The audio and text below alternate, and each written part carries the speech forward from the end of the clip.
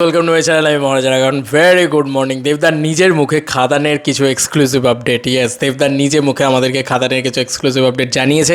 সেই ভিডিওটা আমাকে অলরেডি পাঠিয়েছিল অঙ্কিত।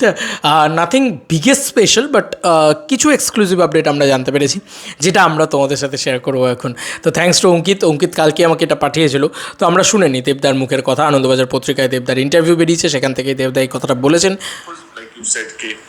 আমার সেই বৈতরণী বা এক্সাম্পলিং যেটা আমি টেক্কার মতন ক্যারেক্টার করেছি, এবং খাদান অফকোর্স লাইক ইউ সেড কে আবার সেই যুগটাকে ফিরিয়ে নিয়ে আসা, যে লার্জার দ্যান লাইফ, যেখানে কমার্শিয়ালিজম ইন দ্য সেন্স কে বড় সেট, বড় অ্যাকশন সিকোয়েন্স, গ্ল্যামারাস সং, এবং এট দ্য সেম টাইম যেটা আমি করতে পেরেছি বা যেটা আমার চিন্তা ভাবনা ছিল কি একটা ভালো গল্প যেন হয়, মৌলিক গল্প, বাংলার মাটির গন্ধ, মানে গল্প থাকা, মানে গল্পের মধ্যে থাকা উচিত।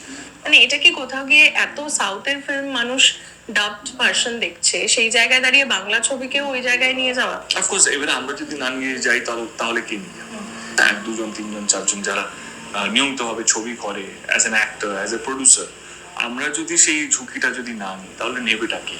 এবং সত্যি তো মানে একটা ইন্ডাস্ট্রিতে শুধু প্রধান বা টনিক বা কিশমিশের মতনই এক্সাম্পল যাতে না থাকুক, সেখানে টেকটাও থাকবে, যেখানে প্রধানের মতন এস্টাবলিশমেন্ট একটা ছবি, যেখানে তো সব রকমের ধরনের গল্প বলা উচিত যে কোনো একটা ইন্ডাস্ট্রির পক্ষ থেকে।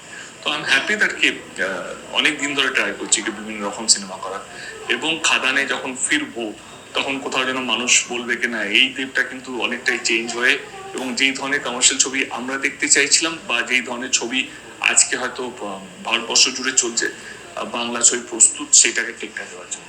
একদম প্রথম যখন তুমি শুরু করেছিলে মানে অগ্নি শপথের সময়, সেই ছবিটা সেইভাবে দর্শক অ্যাকসেপ্ট করে, তো সেই দিনের দেব আর আজকে দেব, তো সেই জায়গায় দাঁড়িয়ে আজকে কিভাবে দেখো, বা সেই দিনগুলো, সেই মানুষগুলোকে ফিরে দেখো? দেখিও না, টাইমও পাই না। দারুণ উত্তর। লাইফ না প্রত্যেকদিন একটা এক্সপিরিয়েন্স, মানে তুমি কি ভালো করলে কি ভুল করলে, যেটা ভালো করলে সেটা তোমার দেখার কাজ নয়, উড়িয়ে রাখা, যেটা খারাপ করলে তোমার শেখার কাজকে তুমি কি শিখলে খারাপ থেকে, এবং সেটা যেন পরবর্তীকালে রিপিট না হয়, সেটাই আমি ভাবি, সেভাবে আমি আমার লাইফটাকে লিড করি, বা আমার this what my life philosophy is. তো আমার অনেক কিছু করা বাকি আছে।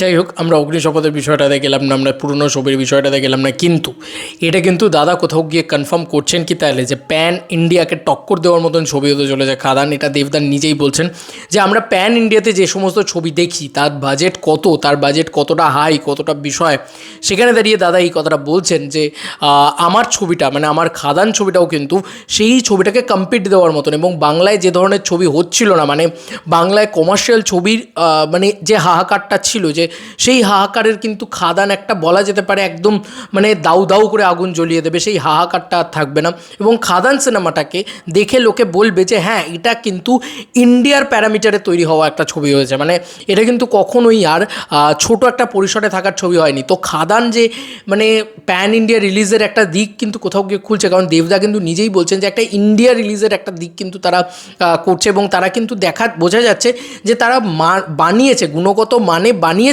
সিনেমাটা প্যান ইন্ডিয়ার মানের। এবং খাদান যখন, ওই যে বলছে আমি খাদানে যখন ফিরবো, দর্শকও তখন বলবে, যারা দেখবে তারাও বলবে যে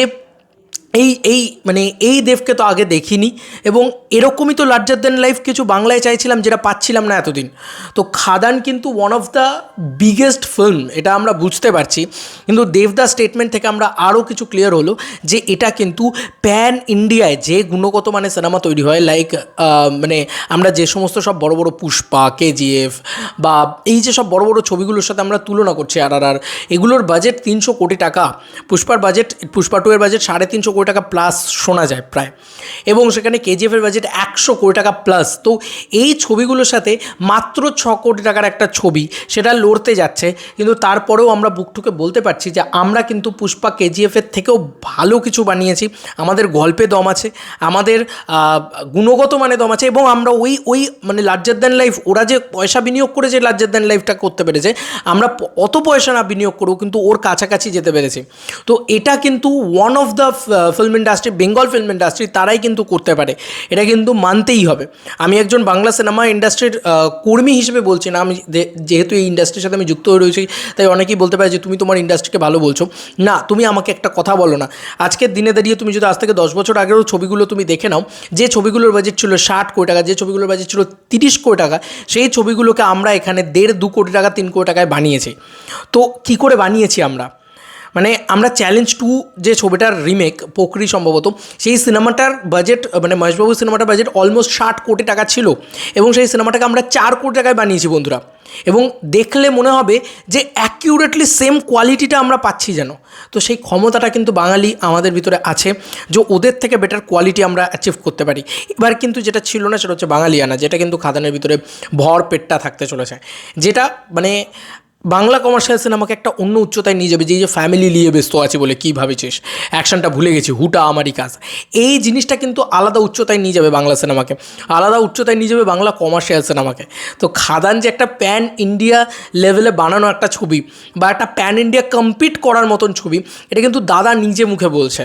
তো ভাই, দেবদাকে একটা বিগ স্যালুট।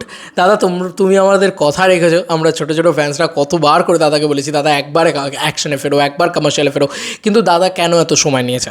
দাদা সময় নিয়েছে কারণ এরকম একটা বেস্ট স্ক্রিপ্ট হয়তো দাদার চাই বা দরকার ছিল। তোমাদের কার কি মতামত এই ভিডিওটাকে নিয়ে জানিও কমেন্ট সেকশনে। চলো বন্ধুরা, নতুন কোনো ভিডিওতে দেখা হবে, বাই।